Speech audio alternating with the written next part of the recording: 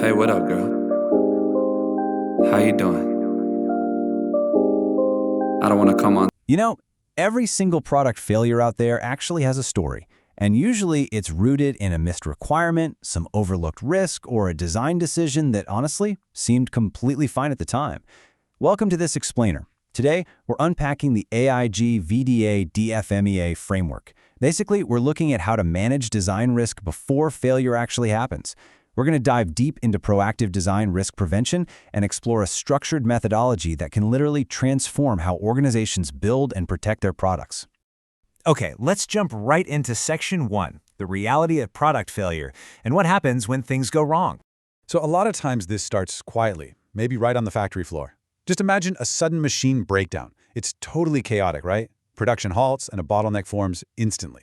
Suddenly you're bleeding thousands of dollars a minute. And it's not because of some massive catastrophic event, but simply because a single, seemingly minor component just couldn't handle the expected daily stress. So this isn't just an engineering problem anymore. It becomes this immediate operational crisis that throws entire supply chains completely off schedule. Or worse, what if the failure isn't caught internally at all? That leads to the absolute financial and reputational nightmare of a full product recall. Now, we're not just talking about the logistical headache of shipping broken parts back and forth. No, this is the kind of front-page news that can absolutely tank a quarter's earnings and invite some intense regulatory scrutiny. When a product gets recalled, the public narrative shifts instantly from innovation to incompetence. And let me tell you, regaining that lost ground takes years of flawless execution. Now, even if a design flaw doesn't make international headlines, failure frequently shows up in the slow, silent erosion of brand trust. Every angry customer complaint, every frustrated call to support, or every single scathing one-star review, that represents a broken promise to the user. It absolutely damages the hard-earned loyalty that marketing and sales teams spent years trying to build up. Over time, this constant trickle of dissatisfaction acts like a slow leak, steadily deflating your market share while your competitors gladly capitalize on your missteps. And finally, there's the massive, ongoing drain on company resources from an ever-escalating pile of warranty returns. Think about it. You're not just replacing parts at this point. You're essentially funding a shadow factory dedicated entirely to fixing yesterday's mistakes.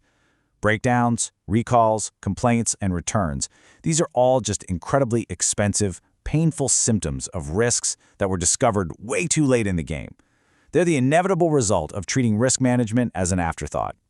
Which brings us to the ultimate million-dollar question. Have we identified these risks before the customer does? Are our design processes robust enough to catch the failure before the blueprint is even finalized, before the mold is cut, and absolutely before the product ever leaves the building? That absolutely has to be the central goal here.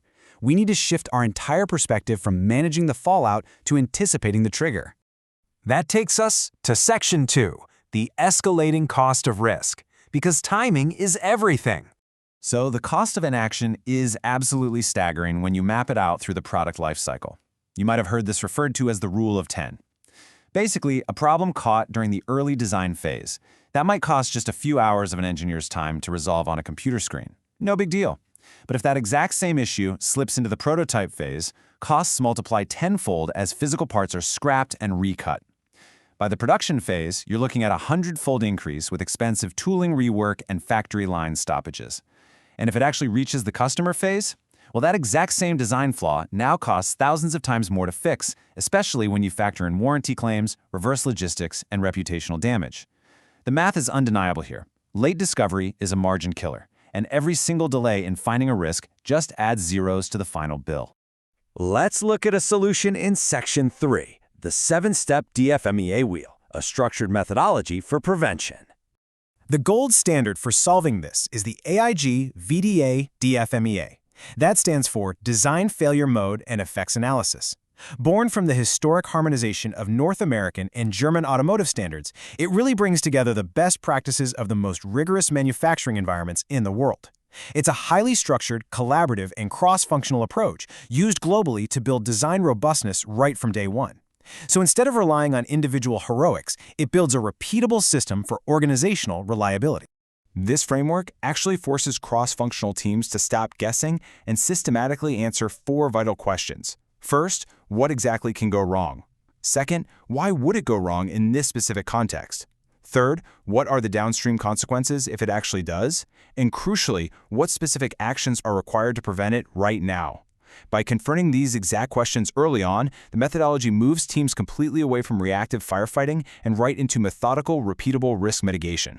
And this methodology comes to life through the 7-step DFMEA wheel. It's a really comprehensive, highly logical journey that brings engineering, manufacturing, and quality teams together.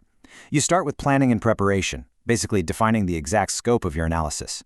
Next, you move into a deep structure and function analysis to understand exactly how the product is supposed to work and how every single component interacts.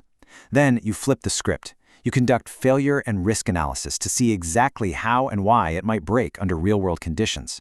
Finally, you move into optimization to fix those newly discovered vulnerabilities and lock it all in with meticulous results documentation. Step by step, it ensures absolutely no blind spots remain before you ever hit production. Moving on to Section 4, the business impact, where we look at the tangible benefits of prevention. Organizations that truly commit to this level of DFMEA see some phenomenal measurable returns on their investment. By reducing design failures early in the process, you inherently reduce late-stage engineering changes.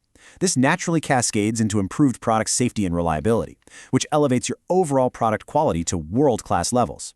And it's kind of a paradox, but by spending more time analyzing risk up front, you actually achieve much faster product launches. That's because you aren't scrambling to fix unexpected, complex problems at the 11th hour. It creates incredible, proactive alignment across your design, manufacturing, and supplier teams.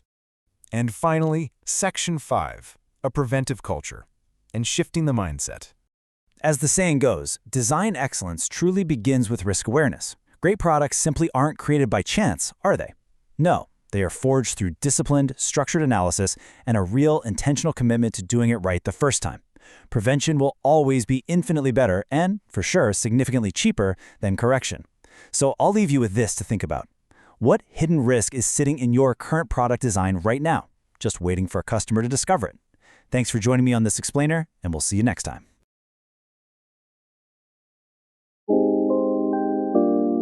Hey, what up, girl? How you doing?